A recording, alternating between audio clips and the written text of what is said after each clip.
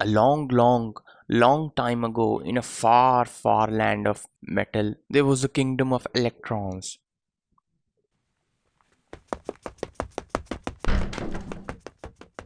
Photons, sir, photons. They are attacking. What? What photons? It's the photons, sir. It's the Compton, sir. Compton scattering. Oh shit, dead. We so dead. Wow, what should we do now? Someone please think of something. I think I got an idea. If we can somehow transfer all the momentum of incoming photon to somebody else, we can kill off the photon and there will be no impact on our kingdom.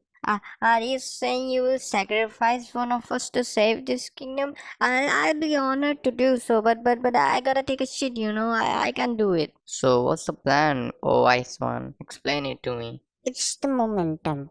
Either we transfer all the momentum off to somebody and kill off the photon, or we can transfer only some of momentum and let the photon reflect out.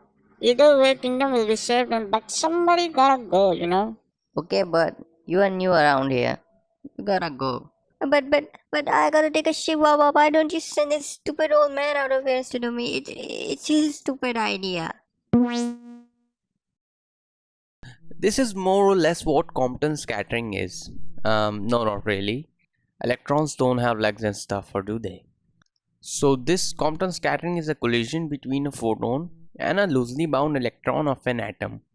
After the collision, the photon is deflected through a scattering angle, say theta. It transfers some of its energy to the electron, and so the scattered photon has a longer wavelength than the incident one. Energy stays conserved throughout this process, as the energy lost by the photon appears in terms of momentum of the thrown out electron.